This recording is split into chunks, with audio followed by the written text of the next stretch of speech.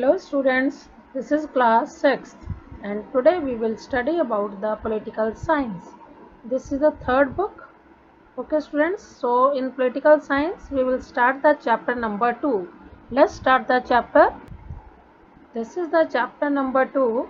See the name of the chapter, diversity and discrimination. So diversity means we already have learnt in the previous chapter. Diversity means when the different types of things are there. तरह तरह की अलग अलग चीज़ें होती है उसको diversity होती बोलते हैं. जैसे इंडिया में डिफरेंट टाइप के पीपल हैं, किसी का रिलीजन डिफरेंट है, किसी की लैंग्वेज डिफरेंट है और किसी की कास्ट डिफरेंट है. So there is diversity in the population. So in this chapter we will deal with the major topics. Let's see the topics. These are the topics. See the cursor here. First topic is difference and prejudice. Second topic is creating stereotypes. Third topic is inequality and discrimination. Fourth topic is on being discriminated against. And fifth and the last one topic is striving for equality. So let's start the first topic, differences and prejudice. So see here on the screen, different type of people are shown here in the different images. See here, these are the different people, different students, different type of people according to their height, ability. See here, okay, so these are the differences which create the prejudice. So first of all you should know what's the meaning of the prejudice. Prejudice means to judge other people negatively or see them as inferior. It means जब हम किसी person को अपने नज़रिए से उसको थोड़ा कम आंकते हैं, उसकी क्वालिटीज़ को नेगेटिव वे में ले लेते हैं, तो ये क्या हो गया, प्रेजुडाइज. कई बार हम उनको अपने से थोड़ा कम देखते हैं कि ये हमारे से इन्फीरियर है, हमारे से बिलो है. फॉर एग्ज़ाम्पल, अगर हम किसी पर्सन को देखते हैं कि हमें देखने से लगता है कि ये लेज़ी है, ये लेबर है, ये लोअर कास्ट से है, ओके, तो हम अपनी अजम्पशन से कई बार किसी पर्सन को कुछ नेगेटिव जज करना शुरू कर देते हैं. इस जजमेंट को बोलते हैं prejudice. Okay students, prejudice means, ये आपका 1 मार्क का क्वेश्चन है, define the term prejudice. Then mark the same thing on your book also. Okay, now see the explanation and example from the NCERT page. When we think that only one particular way is best and the right way to do the things, we often end up not respecting others. इस prejudice की वजह से हम क्या सोचते हैं कि यो काम करने का तरीका है, वो एक पर्टिकुलर वे है, वही राइट है, बाकी सारे रॉन्ग है. फॉर एग्जाम्पल, अगर हम किसी को देखते हैं कि उसकी लैंग्वेज कैसी है, फॉर एग्जाम्पल अगर हम किसी इंग्लिश स्पीकिंग पर्सन को देखते हैं, हम सोचते हैं, हमारी नज़र में ये आता है कि ये बेस्ट लैंग्वेज है. इसके अलावा जो दूसरी रीजनल लैंग्वेज बोलते हैं वो क्या है, हमारे सामने इन्फीरियर है, हमारे से बिलो है. मीन्स ये हमारा हो गया लैंग्वेज बेस पे प्रेजुडाइज, कि अगर हम किसी पर्सन को उसकी लैंग्वेज बेस पे जज करते हैं, उसको नेगेटिव उसके लिए जो इम्प्रेशन है, थॉट है, वो रखते हैं, तो इट मीन्स हमारी नज़र में लैंग्वेज बेस्ड प्रेजुडाइज हो गया. And this type of prejudice can be seen on the regional basis also. कई बार हम एरिया के बेस, रीजन के बेस पे भी प्रेजुडाइज रखते हैं. जैसे हमारे माइंड में होता है कि जो विलेजर्स हैं उनकी जो रूटीन है, लाइफस्टाइल है, वो हमारे से थोड़ा इन्फीरियर है, जो अर्बन लाइफस्टाइल है वो बेटर है. इट मीन्स हमारे माइंड में एक प्रेजुडाइज, एक स्टीरियोटाइप इमेज बन गई कि ये लोग ऐसे ही होंगे. यहाँ पे एग्जाम्पल है students, you have to fill it by yourself. कई बार हम क्या सोचते हैं कि 50% इंडियंस हैं वो विलेजेस में रहते हैं.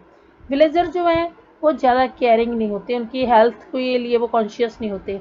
इसके अलावा जब हम अर्बन पीपल की बात करते हैं, हमें लगता है कि सिटी की लाइफ बहुत ही ईजी है और सिटी में रहने वाले जो लोग हैं बहुत ही सुपीरियर है और वो लग्जरी के ऊपर बहुत पैसा खर्च कर सकते हैं. ठीक है, ये उनकी लाइफस्टाइल, उनका जो स्टाइल है, हम उसके बारे में जो अपनी थिंकिंग रखते हैं, पॉजिटिव या नेगेटिव थिंकिंग, अगर नेगेटिव थिंकिंग रखते हैं तो उनको हम अपने आप से क्या करेंगे, बहुत कम और इन्फीरियर जज करेंगे. Now students, move to the next topic. This is creating stereotypes. What is the meaning of stereotype? See here, I am going to highlight the word stereotype. Stereotype कब होता है, जब हम किसी पर्सन की एक इमेज को फिक्स कर लेते हैं कि ये पर्सन ऐसा ही होगा. ये किसी को अज्यूम कर लेते हैं कि ये रिच है और ये पर्सन, ये बच्चा हमारी क्लास में ये इंटेलिजेंट है, और ये पर्सन लेजी है, मतलब एक उसकी टिपिकल इमेज बना ली, हम उसी बेस पे उसको जानते हैं। और हमारी सोसाइटी में जो स्टीरियोटाइप इमेज है वो ज़्यादातर जेंडर बेस पे बनती है। मीन्स मेल और फीमेल के बारे में जो हम डिस्क्रिमिनेट करते हैं उनके स्टीरियोटाइप इमेज के बेस पे करते हैं। फॉर एग्जांपल अगर हम कुकिंग की बात करते हैं तो ये एक क्वालिटी है, हम सोचते हैं cooking deals to the female only, it deals with the girls और विमेन। हम जब फीमेल क्वालिटीज़ में किसी को काउंट करते हैं, कुछ उनको जज करते हैं, तो पहले हम वो चीज़ें देखते हैं जो गर्ल्स में कॉमन है, तो उस बेस पे हम उनकी इमेज बना लेते हैं, स्टीरियोटाइप एक फिक्स इमेज रख देते हैं कि ऐसा ही है। अगर हम स्पोर्ट्स की बात करते हैं या हैवी जो गेम्स हैं, रेसलिंग वगैरह, अगर उसकी बात करते हैं, इमीडिएट हमारे माइंड में क्या फोकस होता है, बॉयज़, मेल जो फिगर है उसी को हम देखते हैं कि this game is related to the male person only. It means हमारे माइंड में हमारी सोसाइटी के अकॉर्डिंग कुछ स्टीरियोटाइप इमेजेस बन गई हैं। तो ये आपकी कुछ एग्जांपल्स हैं, you have to fill it by yourself. कुछ एक्टिविटीज़ हैं, क्वालिटीज़ हैं, उसके बेस पे हम क्या करते हैं, जेंडर बेस पे बॉयज़ और गर्ल्स के बीच में एक इमेज बना देते हैं। For example they are well behaved, इसको हम किस में फिल करेंगे, नॉर्मली गर्ल्स में। दे आर शाई, तो किस में फिल करेंगे, गर्ल्स में। They are very good at sports, they are rowdy, ये हम बॉयज़ में फिल करते हैं, क्योंकि हमारी जो थिंकिंग है उसमें एक इमेज बन चुकी है, एक फिक्स्ड जो है ग्राफिक हो गई है कि ये काम, ये एक्टिविटी, ये क्वालिटी इस पर्सन के लिए ही सूटेबल है, तो इसको बोलते हैं हम stereotype of image. Now students see here at the picture, इस पिक्चर में क्या शो किया गया है, ये पर्सन लेम है, हैंडीकैप है, या इनको हम कह देते हैं कि हमारी सोसाइटी में ये दूसरों से थोड़ा कम है, मतलब सिर्फ इनकी हम फिजिकल जो है क्वालिटी देख के, अपीयरेंस देख के इनकी इंटरनल मेंटल क्वालिटी भी जज करते हैं कि शायद ये स्टडीज़ में भी ऐसा होगा, शायद ये वर्क में भी ऐसे ही होंगे। लेकिन ये हमारी इमेज रॉन्ग है, क्योंकि आजकल के जो डेट है, इवन द हमारा जो एजुकेशन पैटर्न है उसमें भी हम इनको क्या बोलते हैं, स्पेशल चाइल्ड बोलते हैं, special child with the special attention. तो अब हम इनको हैंडीकैप वर्ड यूज़ नहीं करते, बिकॉज अगर हम इनके लिए कुछ स्टीरियोटाइप इमेज रखते हैं या प्रेजुडाइज रखते हैं तो इसका रिजल्ट इनकी मेंटल हेल्थ पे पड़ता है। इंटरनली वो क्या सोचते हैं, वो अपने आप को थोड़ा लो फील करते हैं और उनकी जो डेवलपमेंट है वो एक तरह से स्टैग्नेंट हो जाती है, रुक जाती है। तो स्टूडेंट्स ये हमारे जो आज की सोसाइटी है, एजुकेटेड सोसाइटी है, उसमें हम डिसेबल पर्सन भी नहीं बोलते, उसको क्या बोल, हैंडीकैप और डिसेबल पूरी तरह से बैन है। इनको हम special child with the special attention और विद द स्पेशल नीड्स, ये इनको टर्म देते हैं। और स्कूल्स में भी जैसे पहले ने डेफ और डम बच्चों के अलग से स्कूल होते थे, आजकल इनको स्कूल्स में भी एक साथ रखा गया, क्योंकि हमारी आज की एजुकेशन का जो पैटर्न है that is inclusive education, means in लोगों को जिनकी स्पेशल नीड्स हैं उनको साथ लेके चलना है। क्यों, ताकि जो हमने सोसाइटी में एक प्रेजुडाइज, एक स्टीरियोटाइप इमेज क्रिएट करके रखी है जिसका लोगों के ऊपर बैड इफेक्ट पड़ता है, तो उसको थोड़ा इम्प्रूव कर सके। See here on the NCERT book, the column is clearly stating the thing that disabled, this term has been changed and now the term used is children with the special needs. Okay, तो इनको हम special needs रखते हैं, इनकी जो common stereotype image है जिसको हम पहले बहुत हाईलाइट करते थे, आजकल वो सारी चीज़ें क्या होगी, उनको एक डिफरेंट वे से हमने लेना शुरू कर दिया है। Now let's start the next topic. This is the inequality and discrimination. हमारी सोसाइटी में इनइक्वलिटी मतलब अगर हम किसी पर्सन को अपने से कम ज़्यादा रखते हैं, अनइक्वल बिहेव करते हैं, डिस्क्रिमिनेट करते हैं, भेदभाव करते हैं, तो किस वे से, किस बेसिस पे करते हैं। तो स्टूडेंट इसके बहुत सारे बेसिस हो सकते हैं, जो भी हमारे माइंड में प्रेजुडाइज है, नेगेटिव इमेजेस है, या एक पक्की स्टीरियोटाइप इमेज है किसी पर्सन की क्वालिटी को लेके, तो उस बेस पे हमारा डिस्क्रिमिनेशन हो जाता है सोसाइटी में।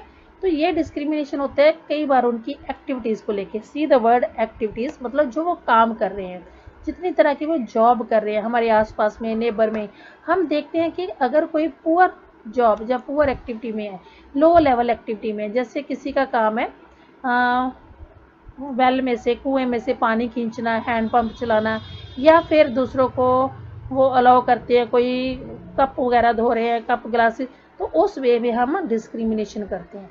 इवन जब हम चाय वगैरह लेते हैं तो ऐसे लोगों के उनके जो कप ग्लासेस हैं उसको भी हम क्या करते हैं, इग्नोर करते हैं, क्योंकि हम उन लोगों को अपने से कम देखते हैं, इन्फीरियर शो करते हैं, और इस वजह से हम उनके साथ डिस्क्रिमिनेशन करते हैं। This discrimination is on the basis of their work. तो कई लोग ऐसे हैं डिफरेंट वर्क करते हैं, जैसे इस बुक में एग्जाम्पल दी हुई है। इस बुक में 2 लड़कों की एग्जाम्पल है, समीर 1 मतलब समीर 1 एंड समीर 2, समीर 1 एंड समीर 2। ठीक है, तो ये एग्जाम्पल शो करती है कि दोनों लड़के सेम एज के होने के बावजूद उनके साथ डिस्क्रिमिनेशन क्यों है, क्योंकि एक समीर जो है that belongs to poor family, the other one belongs to the rich family. तो इस बेस पे, उनकी इकोनॉमिक कंडीशन के बेस पे उनके साथ सोसाइटी में बहुत सारे डिस्क्रिमिनेशन होते हैं और उनको अलग अलग तरह की सिचुएशन को फेस करना पड़ता है। Now students, see this picture. In this picture the girls are shown they are studying here. Okay, उनके पास बुक्स हैं, पेन पेंसिल्स हैं, कॉपीज हैं, they are studying something और बहुत ध्यान से वो पढ़ रहे हैं। लेकिन उनकी अगर आप कॉस्ट्यूम से देखो, उनके कपड़ों से देखो, तो these are the girls from the Muslim community। अब स्टीरियोटाइप की बात करते हैं। स्टीरियोटाइप जो एक फिक्स इमेज हमने बना रखी है कि ये काम इसी का, ये पर्सन ऐसा ही है। ठीक है, तो ऐसे मुस्लिम्स में गर्ल्स के लिए, फीमेल के लिए जेंडर बेस्ड जो डिस्क्रिमिनेशन है, एक स्टीरियोटाइप इमेज बन गई है कि girls don't take interest in the studies. अब ये इमेज बना दी कि इस वजह से वो बच्चों को, गर्ल्स को स्कूल ही नहीं भेजते। ओके, लेकिन एक्चुअल पिक्चर ये नहीं है। अगर देखा जाए तो मुस्लिम गर्ल्स, सिर्फ मुस्लिम गर्ल्स को हम ये टैग नहीं लगा सकते कि वो स्टडी में इंटरेस्ट नहीं लेते। इसके लिए बहुत सारे रीज़न हो सकते हैं। तो इसको हमने एक एक्सपेरिमेंट से देखा कि हमारे इंडिया में, ठीक है, साउदर्न स्टेट्स में देखा गया है कि जैसे साउथ की स्टेट है केरला, सबसे नंबर 1 है, वहाँ पे जो लिटरेसी रेट है सबसे ज़्यादा हाई है, तो वहाँ पे लोग बहुत एजुकेटेड हैं। तो वहाँ पे जो कंडीशंस है एजुकेशंस की, बहुत अच्छी बेस्ट कंडीशंस है। जो स्कूल है, ओके, जो स्कूल है वो भी थोड़े ज़्यादा दूरी पे नहीं है, क्लोज हैं हाउसेस के, बहुत कम डिस्टेंस कवर करना पड़ता है अगर किसी को वहाँ पे स्कूल में जाना है। इवन जो गर्ल्स है उनके लिए पेरेंट्स प्रेफर करते हैं कि स्कूल ज़्यादा दूरी पे ना हो और स्कूल्स में ज़्यादा लेडी टीचर होनी चाहिए। तो ये सारी चीज़ें केरला में है। केरला में स्कूल्स कम डिस्टेंस पे हैं, वहाँ की जो गवर्नमेंट है एजुकेशन के लिए बहुत एफर्ट्स कर रही है, फ्री एजुकेशन है, लो कॉस्ट एजुकेशन है, और वहाँ पे जो टीचर्स हैं 60% टीचर्स हैं वो फीमेल टीचर्स हैं, और एक्सपेंडिचर उनको खर्चा भी कुछ ज़्यादा नहीं करना पड़ रहा है। तो इस वजह से अगर देखा जाए, अगर सारी फैसिलिटीज़ मिल रही हैं, तो वहाँ के स्कूल्स में मुस्लिम गर्ल्स भी एज इट इज़ बाकी जो हमारी कास्ट है उनके इक्वल पढ़ रही हैं। इट मीन्स यहाँ पे जो कंडीशन होगी वो मुस्लिम होने की कंडीशन नहीं है, वो कंडीशन होगी पुअर फैमिली से बिलोंग करने की, क्योंकि जो पुअर फैमिलीज हैं they don't afford the expenditure of education for the girls.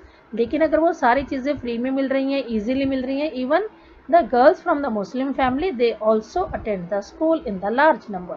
So we can say जो prejudice है, जो discriminations है, उसमें हम economic conditions को भी काउंट करते हैं। Students, see the next topic. This is on being discriminated against. अब हम जब डिस्क्रिमिनेटेड होते हैं, किस बात के लिए डिस्क्रिमिनेटेड होते हैं? नॉर्मली जो लोग हैं एक्टिविटी बेस पे, अपने जो उनके प्रोफेशंस हैं और उनके बेस पे भी डिस्क्रिमिनेशन में आते हैं। जैसे कास्ट बेस पे हमने डिस्कस कर लिया, लो कास्ट पीपल को हम डिस्क्रिमिनेट करते हैं, जिनका काम है छोटे काम करना, स्वीपिंग करना वगैरह। तो इसके अलावा हम पुअर फैमिली से जो बिलोंग करते हैं उनको डिस्क्रिमिनेट करते हैं, उनकी स्टीरियोटाइप इमेज वन में बना लेते हैं। ठीक है, तो अब देखते हैं कि कौन कौन से प्रोफेशन है। प्रोफेशन बेस पे भी हम लोग दूसरों को क्या करते हैं, उनकी एक स्टीरियोटाइप इमेज बना के उनको प्रेजुडाइज माइंड में उनके लिए एक नेगेटिव फीलिंग रखते हैं, उनके साथ डिस्क्रिमिनेशन करते हैं। So now see here in the different kinds of the work like teaching, carpentry, pottery, weaving, fishing, farming. तो ये सारे क्या है, हमारे प्रोफेशंस हैं। तो सारे लोग ये प्रोफेशन फॉलो करते हैं to earn the livelihood. Okay, तो एक्चुअली हम प्रोफेशन में वहाँ पे उनके वर्क की वैल्यू देखने की बजाय हम ये देखते हैं कि वो काम का स्टैंडर्ड कैसा है। एक्चुअली वैल्यू जो है, छोटे काम है, स्वीपिंग का काम है, उसकी वैल्यू भी उतनी ही ज़्यादा है, वो भी हमारे लिए उतना ही इम्पोर्टेंट है। अगर हम स्वीपिंग वगैरह, ये गार्बेज उठाने का काम कोई ना करे, तो इमेजिन कर सकते हैं हमारे जो डोमेस्टिक लाइफ है, हमारी सिटी स्टेट्स है, वो कितनी किस कंडीशन तक आ सकती है। सारे काम्स की इक्वल वैल्यू है, बट हम लोग क्या करते हैं, उन चीज़ों के साथ डिस्क्रिमिनेट करते हैं क्योंकि हमारे माइंड में एक प्रेजुडाइज नेगेटिव फीलिंग आ गई है। अब देखते हैं जैसे क्लीनिंग करने वाले एक्टिविटीज़ होती है, जैसे क्लीनिंग है, किसी ने सफाई करनी है, वॉशिंग करनी है, कटिंग हेयर्स है, पिकिंग गार्बेज है, इन सारे कामों को हम लेस वैल्यू देते हैं, बहुत इनको लो लेवल पे काउंट करते हैं। तो ये क्या हो गया, हम इन लोगों को देखते हैं कि ये these people are very dirty and impure. तो ये हमारा बिलीफ सिस्टम किस बेस पे आ गया, कास्ट बेस पे। मतलब कास्ट बेस पे जो हम लोग हैं, आज से नहीं, वैदिक पीरियड से हम ये प्रेजुडाइज को लेके बैठे हुए हैं। ये फीलिंग इतनी हमारे माइंड में एक पक्की फर्म इमेज ले गई है, जिसको हम स्टीरियोटाइप बोलते हैं। एक पक्की इमेज बन गई है कि ये छोटी जाति के लोग हैं, छोटे काम करते हैं, ये डर्टी हैं, इम्प्योर हैं। ओके, तो हम कम्युनिटी बेस पे क्या करते हैं, डिस्क्रिमिनेशन। और कई बार तो हम कास्ट बेस पे इन लोगों को डिवाइड कर देते हैं, that this one is the person belong to upper caste and this one belongs to the lower caste. Now move to the next page and see, there is a box given in the book. See here, the दलित लोग हम उनको मानते हैं जो छोटे काम करते हैं, जो लोअर लेवल पे। एक्चुअली हम लोगों ने जो एक कास्ट सिस्टम का लैडर बना के रखा है, एक सीढ़ी बना के रखी है। जो सबसे ऊपर वाला है मतलब वो हो गया हायर कास्ट, जो लोअर वाले हैं उनको हम बोलते हैं ये अनटचेबल्स हैं, लो कास्ट हैं, इवन हम उनको दलित्स भी बोलते हैं। So see what's the meaning of the Dalit in the book. Dalit is a term that people belonging to so called lower caste use to address themselves. जो छोटी कास्ट के लोग हैं उनको हम बुलाने के लिए दलित यूज करते हैं। Actually they prefer this word to untouchables. वो कहते हैं हम अनटचेबल जो छूत हैं उसके बजाय दलित बोलना फिर भी बेटर है।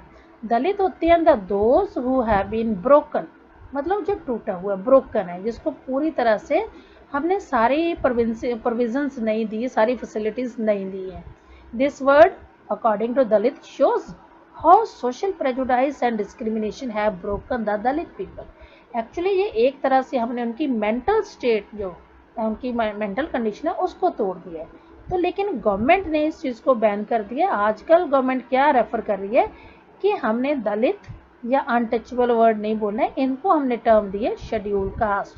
इनको हम SC से डिनोट करते हैं, शेड्यूल कास्ट। और इसके अलावा ट्राइबल पीपल है, एरिया वाइज जो पीपल हैं जो जंगलों में रहते हैं, दूर जिनकी लोकेशन है, लोकेलिटी डिफरेंट है, उनको भी हम क्या करते हैं, डिस्क्रिमिनेट करते हैं। तो ऐसे लोग जो ट्राइब्स में रहते हैं, कट ऑफ है हमारी सिटी से, उनको बोलते हैं ST, शेड्यूल्ड ट्राइब्स। ओके, तो हम देखते हैं कि हमारे माइंड में एक स्टीरियोटाइप इमेज है कि जो लो कास्ट पीपल हैं, छोटे काम करते हैं, इम्प्योर हैं, इनकी इतनी एनर्जी, इनकी मेंटल कैपेबिलिटी इतनी ज़्यादा नहीं है। बट स्टूडेंट्स ये ट्रू नहीं है। तो ऐसी एक एक्सेप्शनल केस हमारे सबके सामने डॉक्टर BR अम्बेडकर का। BR अम्बेडकर इधर ही belong to the low caste, वो मेहर फैमिली से थे, but he was the very very intelligent person. और वो हमारे कॉन्स्टिट्यूशन के, इंडियन कॉन्स्टिट्यूशन के, हम उनको क्या बोलते हैं, father of Indian constitution. Means इतने लिटरेट पर्सन हैं जिन्होंने यहाँ पे अपनी ग्रेजुएशन की, फॉरेन में गए, लॉ कंप्लीट किया, PhDs की, और हमारे जो कॉन्स्टिट्यूशन है जिसके अकॉर्डिंग आज तक हमारा इंडिया सक्सेसफुली वर्क कर रहा है, that is the creation of doctor BR Ambedkar. तो हम कह सकते हैं कि लो कास्ट पीपल जो हम जिनको एक टैग लगा देते हैं, प्रेजुडाइज करते हैं, स्टीरियोटाइप इमेज देते हैं, वो भी बहुत ज़्यादा कैपेबल होते हैं। वो भी अपनी जो इंटेलिजेंस है उसको प्रूव कर सकते हैं अगर उनको भी प्रॉपर कंडीशंस मिले। तो BR अम्बेडकर का जो केस है, कास्ट बेस इनइक्वालिटी, डिस्क्रिमिनेशन उन्होंने बहुत फेस किया। ओके, तो 1901 में when he was in just 9 years old, he had gone with his brother and cousin to meet his father in Koregaon, जो कि आजकल महाराष्ट्र में है। तो एक छोटा सा इंसिडेंट है यहाँ पे स्टूडेंट्स, जब भीमराव अम्बेडकर 9 years के थे, अपने कज़न ब्रदर के साथ अपने फादर को कोरेगांव में महाराष्ट्र में मिलने जाते हैं। लेकिन आपको you will be shock to know about that कि जो वहाँ पे स्टेशन मास्टर है, पहले वो सोचता है कि ये बच्चे जरूर हिंदू फैमिली से बिलोंग करते होंगे, उनके साथ बड़ा प्यार से डील करते हैं। लेकिन जब भी उसको पता चलता है स्टेशन मास्टर को कि ये बच्चे शेड्यूल कास्ट है, माहर फैमिली से हैं, तो एकदम स्टन हो जाता है, एकदम से पीछे हट जाता है और वो उनकी कोई हेल्प नहीं करता। तो इससे शो होता है कि हम लोग क्या करते हैं, सिर्फ कास्ट बेस पे अपनी जो है वो सेंटिमेंट्स को या अपने रिएक्शंस को फॉलो करते हैं, प्रैक्टिकल इम्प्लीमेंट करते हैं। See here the picture shows, यहाँ पे दो लास्ट में बच्चे बैठे हैं और ये कुछ आगे स्टूडेंट्स बैठे हैं। Clearly depicts the discrimination. इसमें पता चलता है कि हमारे स्कूल्स में ओल्ड टाइम में जो एजुकेशन सिस्टम था उसमें भी कास्ट बेस्ड डिस्क्रिमिनेशन बहुत था। जो अपर कास्ट के बच्चे थे और लोअर कास्ट के बच्चों से they used to sit separately. So students, this is the story that is given here in the NCERT book. This is the story of Dr. B.R. Ambedkar. इनकी लाइफ का जो एक ब्रीफ हमें दिया गया है, इसमें बताया गया है फर्स्ट पर्सन था who completed his education, college education, and he also went to England to become a lawyer. He also encouraged the Dalits to send the children to the schools and colleges. ये person था जिसने दलित people को, लो caste people को encourage किया, motivate किया कि वो भी अपने बच्चों को पढ़ा सकते हैं, स्कूल्स में जा सकते हैं, उनमें भी टैलेंट है। इसके अलावा उसने जब कॉन्स्टिट्यूशन बनाया तो कॉन्स्टिट्यूशन में प्रोविजंस रखी रिजर्वेशन की, ताकि उन लोगों को अपलिफ्ट किया जा सके, जो दलित है, लो कास्ट पीपल है, उनको अपलिफ्ट किया जा सके। और उनके लिए जो टेम्पल एंट्री मूवमेंट है वो भी स्टार्ट की, मतलब जो छोटी कास्ट के दलित पीपल है, लो कम्युनिटीज पीपल है, उनको भी टेम्पल्स में इक्वली जाना चाहिए। तो इसके लिए उन्होंने बहुत स्ट्रगल किया, बड़े मूवमेंट्स शुरू किए। तो लेटर ऑन स्टूडेंट्स जो भीमराव अंबेडकर थे, उन्होंने अपनी लेटर लाइफ में जो रिलीजन था बुद्धिज़्म, उसको फॉलो करना शुरू किया, because he want to search the equality. और बुद्धिज़्म ऐसा रिलीजन था जिसमें सबको इक्वली ट्रीट किया जाता था, whereas in Hinduism this thing was not there. Hinduism में बहुत डिस्क्रिमिनेशन था। तो इसके अलावा उसने कॉन्स्टिट्यूशन में बहुत सारी प्रोविजंस रखी, जैसे इक्वलिटी की, फ्रीडम की और सेकुलर की। What is secular? Let's see the term secular. Secular जो वर्ड है हमारे कॉन्स्टिट्यूशन में, हमारी प्रियम्बल में ऐड किया गया है। ये हमारा जो बेसिक फ्रेम है कॉन्स्टिट्यूशन में, उसमें सेकुलरिज्म की बहुत इंपॉर्टेंस है, क्योंकि अकॉर्डिंग टू सेकुलरिज्म जो हमारा इंडिया है, हमारी गवर्नमेंट है, उसका अपना कोई रिलीजन नहीं होगा। गवर्नमेंट किसी रिलीजन को फेवर नहीं करेगी, किसी के साथ डिस्क्रिमिनेट नहीं करेगी, बट जो इसके सिटीजन्स हैं they are having the freedom to enjoy any religion. तो ये हमारा जो हमारा संविधान है, हमारा कॉन्स्टिट्यूशन है, हमारे इंडिया को एक सेकुलर कंट्री बनाता है। तो देखते हैं हमारा संविधान क्या है और इसमें कौन कौन सी प्रोविजंस रखी गई है। फ्रीडम के बाद हमारी जो प्रेजुडाइज थी वो कैसे चेंज होने शुरू हुए। So let's see all this topic here in the next one, that is striving for equality. अब इक्वलिटी के लिए जो स्ट्रगल था वो हमारा बहुत सालों से, इवन ब्रिटिश के आने से पहले से चल रहा था। तब उस टाइम में हमारी कंट्री में जो डिस्क्रिमिनेशन था वो कास्ट बेस पे भी था, इकोनॉमिक बेस पे भी था, लेकिन कास्ट बेस से सबसे ज़्यादा जो थे वर्स बिहेवियर होता था वो था दलित्स के साथ, ट्राइबल पीपल के साथ, पीजेंट के साथ, इवन विमेंस के साथ भी इन इक्वालिटीज़ जो थी वो उनको फेस करनी पड़ती थी। तो इसके अलावा जितने भी हमारे फ्रीडम फाइटर्स, अगर बात करें कि आज़ादी की लड़ाई के लिए बहुत सारा स्ट्रगल किया बहुत लोगों ने सिर्फ फ्रीडम के लिए, लेकिन कई लोग ऐसे भी थे जिन्होंने फ्रीडम के अलावा इक्वलिटी के लिए स्ट्रगल किया, अपनी इक्वल डिग्निटी के लिए स्ट्रगल किया। वो लोग कौन से हैं? दलित्स हैं, women, tribals, peasants. They also fought against the inequality. मतलब फ्रीडम के साथ साथ, इंडिपेंडेंस के साथ साथ उनका स्ट्रगल था इनइक्वलिटी के लिए। तो जब दलित ऑर्गेनाइज्ड हुए, उन्होंने अपने आप को एक जैसे डिफरेंट इंस्टीट्यूशंस बनानी शुरू कर दी, उनकी अपनी सभा बननी शुरू होगी, असेंबलीज बननी शुरू होगी, उन्होंने अपने आप को ऑर्गेनाइज किया और इसके लिए अपनी आवाज़ उठाई। स्पेशली जो आवाज़ थी वो थी for the temple entry. Temples में भी उनको एंट्री मिलनी चाहिए, रिलीजियस प्लेसेस पे भी उनको अलाउ करना चाहिए। तो जो विमेन थी उन्होंने भी डिमांड की कि उनके भी जो एजुकेशन राइट्स हैं वो they should be equal as the men have. जैसे मेल मेंबर्स के एजुकेशनल राइट्स हैं तो वुमेन को भी होने चाहिए। जो पीजेंट्स हैं, ट्राइबल पीपल्स हैं, उन्होंने भी अपने आप को जो मनी लेंडर थे उनकी गिरफ्त से छुड़ाने के लिए, उनके पंजे से छूटने के लिए उन्होंने भी आंदोलन शुरू किए। एंड 1947 में जब हमारा इंडिया फ्री हुआ तो हमारे कॉन्स्टिट्यूशन में, ये जो कॉन्स्टिट्यूशन क्या है स्टूडेंट्स, कॉन्स्टिट्यूशन एक डॉक्यूमेंट होता है, ओके, जिसमें हमारे लॉज रूल्स लिखे होते हैं, जिसके अकॉर्डिंग हमारा जो इंडिया है, हमारी गवर्नमेंट है, वो वर्क करती है कि किस वे से हमने वर्क करना है, किस वे से हमने नेशन को चलाना है। तो जो ये सारे रूल्स रेगुलेशन का जो सेट है, डॉक्यूमेंट है, उसको बोलते हैं कॉन्स्टिट्यूशन।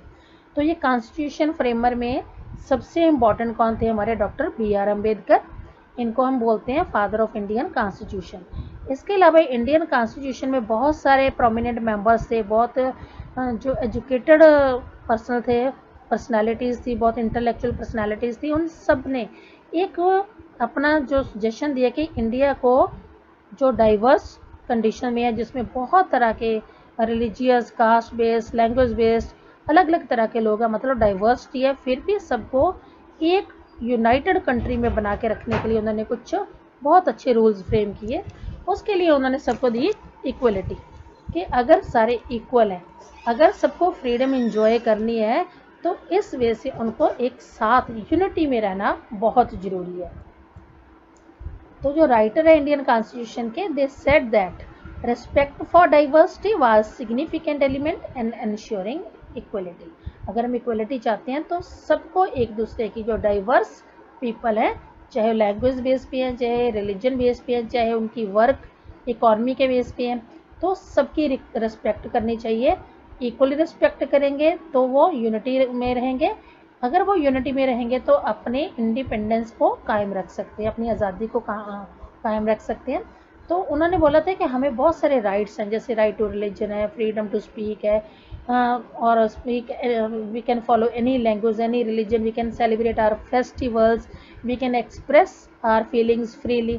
तो ये सारे में हम किसी को बाउंड नहीं कर सकते, किसी को प्रेजुडाइज नहीं करेंगे।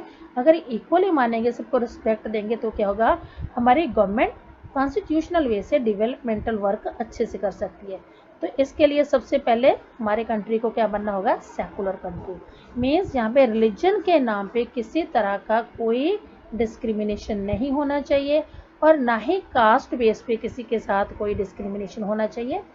तो see students, this is the picture of the members, those who wrote the constitution. These are the prominent members, the intellectual person, those who framed the constitution. Now move to the next page. I hope you must have understood the ideas, as I have followed the Hindi as well as English, both languages. Okay, now students, see, this is the preamble to the constitution. हमारे constitution का सबसे पहला page, जिसको हम बोलते हैं preamble. See the picture, preamble है हमारे इसमें यूनिटी के लिए एक दूसरे की रिस्पेक्ट बहुत ज़रूरी है। ओके, अगर हम यूनिटी का एलिमेंट फॉलो करना चाहते हैं, तो जो भी डाइवर्सिटी है, यूनिटी एंड डाइवर्सिटी होगी, अगर हम सबको इक्वली रिस्पेक्ट देंगे, तो ये सारी चीज़ें हमारे कॉन्स्टिट्यूशन का फर्स्ट पेज है प्रीएम्बल। इसमें कुछ वैल्यूज़ लिखी हुई हैं कि इक्वलिटी होगी, फ्रीडम होगा, कंट्री सेकुलर होगा, सबको लिबर्टी होगी। ओके, फ्रेटर्निटी मतलब फीलिंग ऑफ ब्रदरहुड, आपस की भाईचारे की भावना होगी। तो ये सारी फीलिंग्स को लेके हम इंडिया में क्या कर सकते हैं? We can live unitedly. Okay, so this was the chapter number 2। मैं इसकी समरी आपको ओवरऑल बता देती हूँ कि अभी तक हमने इस चैप्टर में पढ़ा कि यहाँ पे डिस्क्रिमिनेशन हम लोग करते हैं। डिस्क्रिमिनेशन किस बेस पे करते हैं? एक तो हमारी अपनी स्टीरियोटाइप माइंड में इमेज होती है, या फिर हमारे माइंड में एक नेगेटिव फीलिंग किसी की आ जाती है, इसको प्रेजुडाइज बोलते हैं। इन सारी फीलिंग की वजह से हम दूसरे के साथ डिस्क्रिमिनेट करते हैं, भेदभाव करते हैं। या तो उनके काम को लेके करते हैं कि ऊंचा काम है, ये नीचा काम है, या फिर उनके इकोनॉमिक स्टैंडर्ड को देख के करते हैं, ये रिच है, ये पुअर है, या फिर हम उनके एरिया बेस पे उनके साथ डिस्क्रिमिनेट करते हैं कि ये विलेज में रहने वाला है, ये ट्राइब्स में रहने वाला है, ये स्लम्स में, बस्तियों में रहने वाला है, ये सिटीज़ में। तो हम इस बेस पे लोगों के साथ डिस्क्रिमिनेट करते हैं। लेकिन ओवरऑल जो हमारा कॉन्स्टिट्यूशन है, हमारी गवर्नमेंट है, हमारा सुप्रीम लॉ है सबसे बड़ा, जिसको हमारे डॉक्टर बी.आर. अम्बेडकर ने शेप दी, तो उसके अकॉर्डिंग, हमारे कॉन्स्टिट्यूशन के अकॉर्डिंग जितने भी इंडिया में हैं, चाहे वो डिफरेंट रिलीजन के हैं, कास्ट के हैं, कैसे भी हैं, वो सारे लोग इंडियन हैं। तो सबको इक्वल राइट्स मिले हुए हैं, सबके लिए इक्वल डिग्निटी है, रिस्पेक्ट है। अगर हम अपनी यूनिटी को मेंटेन करना चाहते हैं, we should respect the others also. So hope you must have understood the chapter.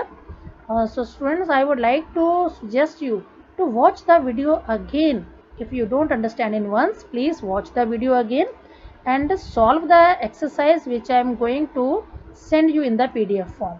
Okay, तो next video तक दोबारा मिलते हैं. Till that, stay healthy, stay fit.